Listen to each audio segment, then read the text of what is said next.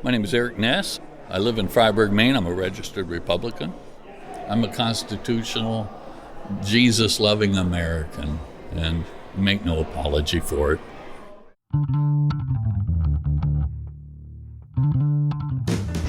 It's Unorganized Territory, the podcast where Maine voters have their say on the 2026 election and America's political moment. I'm Jay Field. It's Friday, March 20th. One morning earlier this week, I paid a visit to the state capitol in Augusta. A one-day mobile museum featuring original artifacts from American history was set up in the Hall of Flags under the Capitol Dome in honor of the nation's 250th birthday. A crowd was just starting to gather as I introduced myself to a man standing near the exhibit table in a dark sweatshirt and ball cap, a 64-year-old pastor from Fryeberg named Eric Ness. Do you want to go take a look at this stuff? Well, I don't know much about it, but this is a compass that George Washington used in his surveying and those kind of things. And this piece right here is from Abraham Lincoln's jacket when he was killed at Ford Theater. Yeah, this is amazing stuff. Then there's a working copy of the Declaration of Independence.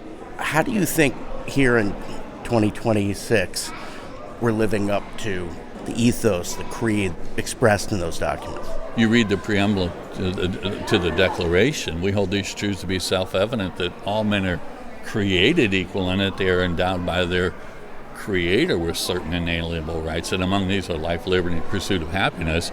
And then the next clause says that to secure these rights, governments are instituted among men, deriving their just powers from the consent of the governed. So we have a nation, and our nation is to protect our rights that are given to us by God. The government doesn't give us our rights. God gives us our rights, and governments are to protect those rights. A lot of our young people aren't being taught the original documents. And why don't you think it's being learned?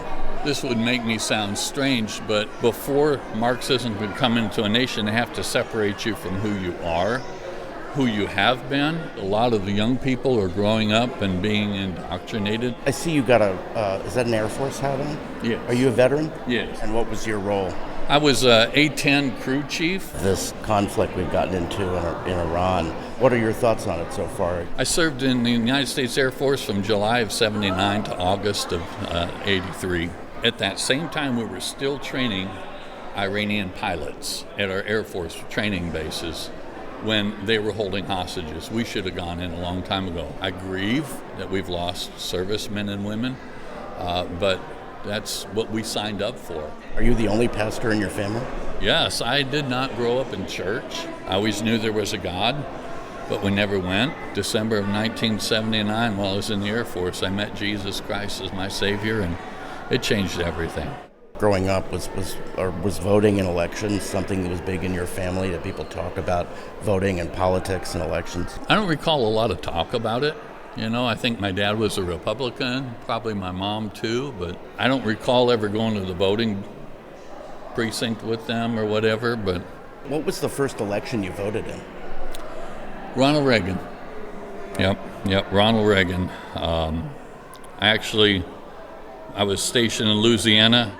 I actually helped on part of the campaign just to get votes out and get people excited about Ronald Reagan. And man, when he became president, I was so proud to be an American. Every time he would make a speech, my chest was sticking out, my shoulders were back. I was almost at attention even when I was a civilian hearing Ronald Reagan, because he made me proud to be an American. President Trump talks about MAGA. I think he got that from Ronald Reagan. Why do you think Trump was able to galvanize a movement? America first.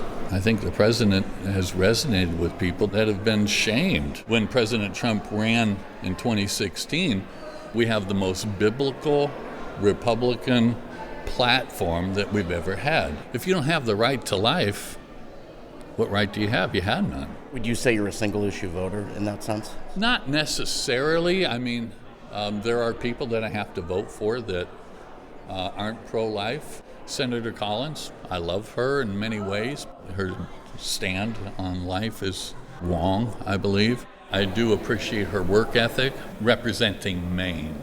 Do you worry in any way about sort of where things are headed in the country? I'm always concerned when people stop talking and when people think that violence is okay. Is there anything that President Trump can do differently to create an environment of more understanding in the country? I think he's trying, but because the media is all set against him, everything he says, they spin it and twist it. When you lose the ability to sit down and discuss about something you disagree with, you can lose a society without the ability to talk about things. I mean, America's not perfect, but if you look at the immigration, people are wanting to come here. Not a lot of people are wanting to leave, and the ones that want to leave, they're welcome. Maybe we'll even help them pack. I'm curious what you'd say about Minneapolis and what we saw happen there, whether there was anything there that gave you pause. I'm sad that people lost their lives, but they're allowing people to hinder law enforcement, and they're encouraging that. That is lawless. Right. I think there are some people who would say that ICE was also pushing the limits of sort of what the president's mandate has been around. I don't know. Who's going to be the idea that we have laws in the book and we're not allowed to enforce them, that's trouble. I think the young man that lost his life is tragic. However, he was provoking. And of course, there are people who would vehemently disagree with you. Yeah, who would say, yeah, and I support the right to disagree, and we could talk about that individually with those people. I'm for immigration, but I'm for legal immigration. And when you cut the line to try and get an advantage on somebody, that's breaking the law, for one. Would that, in your mind, apply to folks who have lived here 15, 20 years, have worked in businesses, contributed economically to the country, have gotten Social Security numbers, and who have raised families here, have contributed in positive ways to their communities? Part of what's hard for people, you have a face that goes along with it. But you still have a law. You still have to carry forth the law. Now, do you make a provision for people that have been in the country 20 years and make a way for citizenship for them? Maybe. You know, they're not breaking any more laws. You know, you look at their record. You said you have Democratic buddies, buddies I do. down in Fryeberg area. Yeah, I definitely do. And I we disagree politically, but we're friends. And getting together and having a conversation, maybe even arguing, it makes us better people, you know. So my wife and I sometimes disagree on stuff, but don't tell her that. I'm not going to let her listen to your podcast. I promise I won't.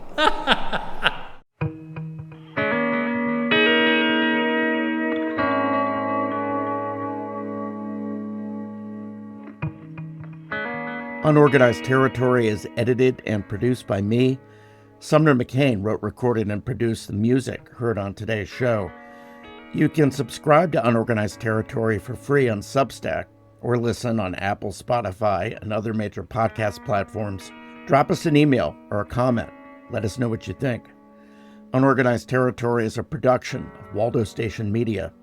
I'm Jay Field. Thanks for listening.